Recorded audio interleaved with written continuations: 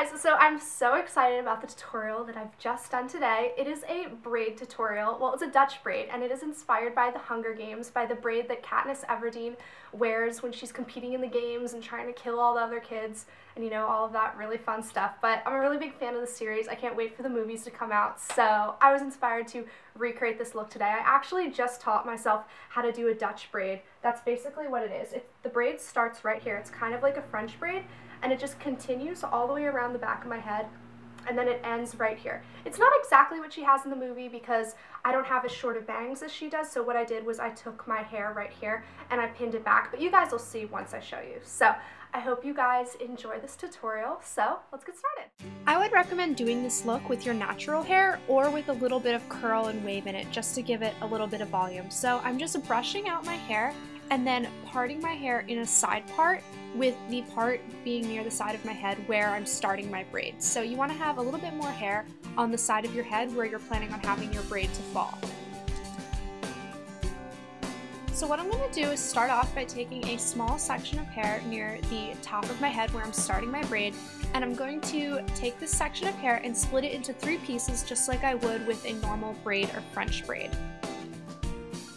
But instead of braiding the pieces on top of each other, what I'm going to do is take the pieces and braid them underneath. So you're going to be taking each of your end pieces and placing that piece underneath your middle piece. So it's basically the opposite of a braid or a French braid. And I'm going to do this 2 different times just to get my braid started. So now, similar to a French braid, I'm going to start grabbing pieces and adding them in to my braid. So you're just going to keep braiding your hair underneath your middle piece and then keep on grabbing sections of hair. So basically you really can only tell how to do this by watching me.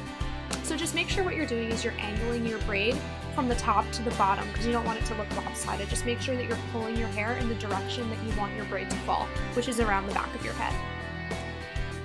So just keep on braiding and picking up more pieces until you reach the bottom of your head, or when it's just awkward for your hands to maneuver around that one side of your face. So then what you're going to have to do is just sort of take your braid and switch it over to the other side of your head so you can get the hair on the other side of your face. And it's a little bit difficult, and it took me a few tries before I could actually really maneuver it the right way. So while you're doing it, just make sure you're pulling the hair really tight. The first time I did it, I didn't pull my hair tight enough, so it was a little bit too loose. So just keep all of that in mind while you're braiding. So I've moved my braid around to the other side of my face just so it's easier for my hands to work and so I can get the other pieces of hair on the other side of my face. So basically I'm just going to continue, and I'm going to stop taking pieces of hair from the right side of my head just because there's really no hair left there, and I'm just going to take pieces of hair whenever I have a strand of my braid on the left side, just because that's the only place where my hair is on that side of my head, and it would just be awkward to maneuver it. So as you near the end of your braid, you can just stop taking pieces and let your natural bangs or your layers stay out. That's what I did. You can see them poking out on the other side. So just braid normally as you were placing the strands underneath one another, and then secure it with a clasp. So in the photo, Jennifer Lawrence, she has these bangs right here, like a little bit of bangs. So I don't have bangs like that. My layers are growing in. I had bangs in high school, but not anymore. So what I might do is you can take a little clip just like this and clip your hair back depending on whether you like the strands hanging down, or you could just leave them depending on what you like. I think what I'm going to do is clip them back just so I don't have them in my face. But if you have like shorter hair right here, definitely leave that down because that's how you're going to achieve the closest look to what she has in the movie. And just to give it a little bit more of an undone look, what you can do is just pull the strands a little bit.